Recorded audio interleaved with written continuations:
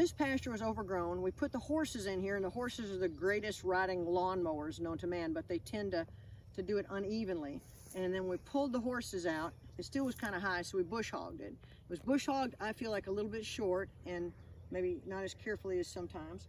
We have a variety of forages that we've put out here. You can see the clover and the different grasses. There's some plantain, some chicory, a variety, because I wanted my dairy sheep to have, why go to a salad bar and just get iceberg lettuce, right? So I wanted them to have, they have small ruminants compared to cows, so I wanted every mouthful they had to just be lots of nutrition. So now I feel like this pasture is having a hard time coming back, and it's about 5 acres, and I felt like, because it was so big and I had maybe 20 lambs out here, it was easy for them to let it regenerate, because we haven't cross-fenced it, and we'd like to. We're setting up water lines and fences, but at this point, what are your thoughts on if they're eating in the same places? Because they won't go where I want them to. Sheep are directionally impaired, and so they won't go where I want them to unless I stand out here and walk with them. I'm not going to do that. So what do you think about getting this to regenerate? What are some ways we can do it?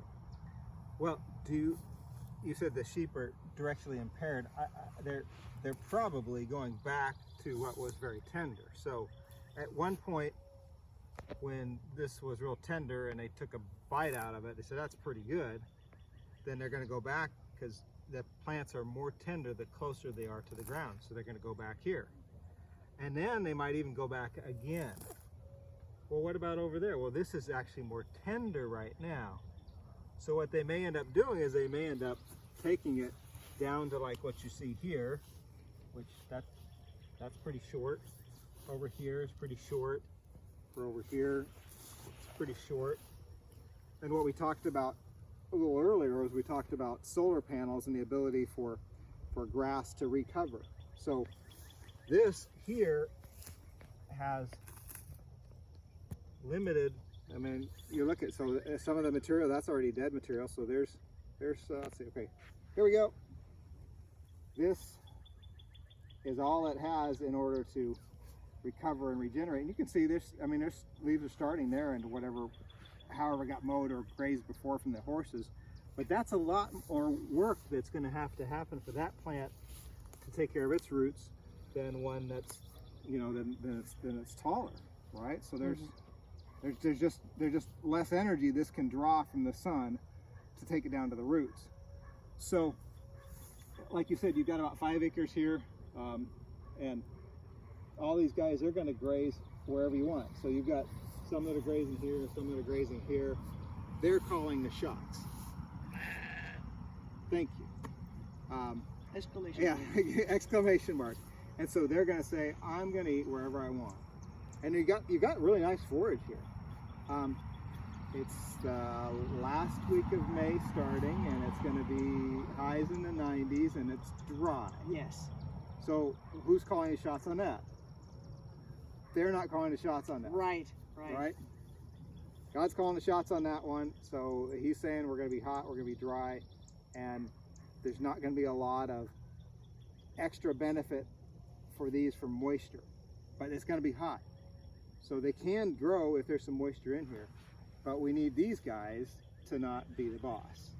So under an ideal situation, we'll just talk about ideal situations because I know that you have a lot of young farmers that are starting out and they just may have 5 acres and they get Maybe their 5 acres. They did a perimeter fence, and they figured, I got a perimeter fence, I got a fence up, I can put animals out there.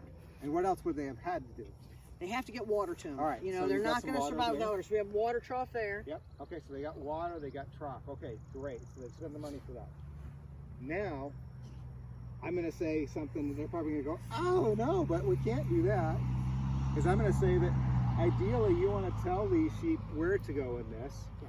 And you want to tell them to go there for a certain amount of days. And the way that you tell them is through rotational grazing. Through a fence. Through a fence. Through a fence. You Yes. tell them where they can Yes. go, where they Yes. can't go. Yes. So if you were able to cross fence this, if you had, I see you have some hot wire here. If you were able to cross fence this, then what you could do is you could leave the sheep on one part and let the rest have a chance to grow up. But you're going to need a couple things for that. And one of them is sitting right over there. That water, Yeah. right?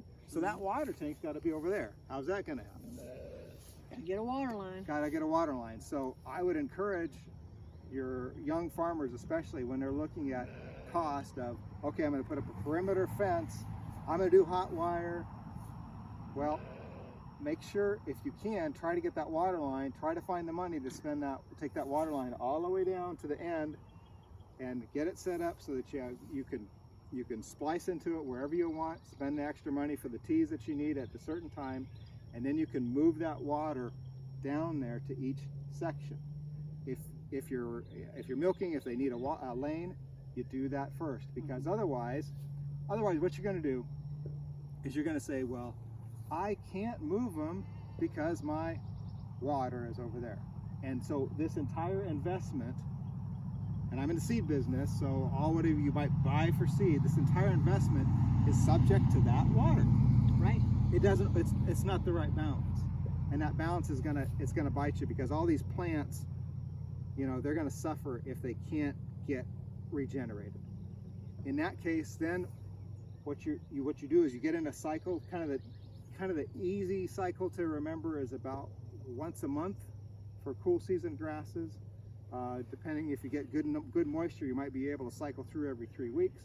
If it's a little dry, a little stressful, whatnot, you might you need 5 weeks. But that gives that chance to grow up again, and then they come in here, they grazed, and then they move on. Well, let's say we took this pasture and divided it into 4 or 5 parts. You know, let's say it's a 4-acre pasture and you put it in 4 sections. So you would have a higher stocking rate, more sheep, goats, whatever, in smaller paddocks. And then your idea is to rotate them around. Yep. So we were talking about this a little bit before. You have so many inches. How can you measure or know if you don't have special equipment? And, you know, maybe you can eye it up, maybe you can't, or maybe they're not doing it equally. So how would you know? Because you're saying so many days. Well, let's say people aren't that good at figuring that out. You know, like, well, or, you know, can I put it on my calendar? But it's weather related, it's rain related, it's everything related. So there's some really neat tools out there, and there's some fantastic ways that people can learn how to do it. There's things like rising plate meters, which you as a regime, you go around and you measure how much forage is there, and it helps you calculate it, and you calculate your stock and your stocking rate, and you can learn to estimate how many days of forage that I might have. Those work when people use them on a regular basis. And if you go out and work something on a regular basis, you will learn, and there's multiple ways to learn. So even if you don't have some of those things, if you walked your field, like if we walked this field today, and then in 5 days we walked it again, and we were just kind of looking at like where the grass touches. You know, did the grass come far here? How about over here? Was it here? It looked like everything maybe it was only about this big, and you kept your stocking rate the same, and 2 days later it was down half that.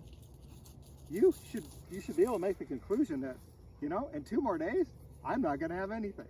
Yeah.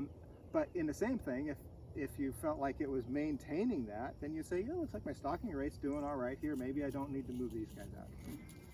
We have our dairy sheep, and of course we're going to have the babies, the lambs. You can't have milk without breeding them, and then you're going to have babies. And so when we figure out on stocking rate or feed, you know, like a lot of people know that with most grains, it's 1 pound of feed per 100 pounds for the animal. So with grass, it's a little different than that, but they're still doing some tonnage, pounds, and all that, but you just may not know it. But so what you're talking about with your height of your grass, that's what you're trying to see. And we know that lambs grow at a pretty rapid rate, so the stocking rate can change as the animals get bigger, because if it was 1 pound per 100, and they were 50 pounds, and then in 30 days they're 75 pounds or whatever, it's going to change. So it's not like it's a constant if you have young animals. And young animals are obnoxious like this, so they make a great video. Well, and your forage changes. Your forage is going to change. I mean, if you get good moisture in the next 2 weeks, it's going to be very different than if you don't get any moisture in the next 2 weeks. Yeah. Right? Yeah, that's exactly right. 2 weeks ago, it was different than it's going to be 2 weeks from now. Yes. And I think they're hungry because I think they're going to. Well, they just want, they like companionship at dinner time. You know, it's like, you know, they want to go out to eat with us. So they're inviting us into the kitchen here. Well, thank you.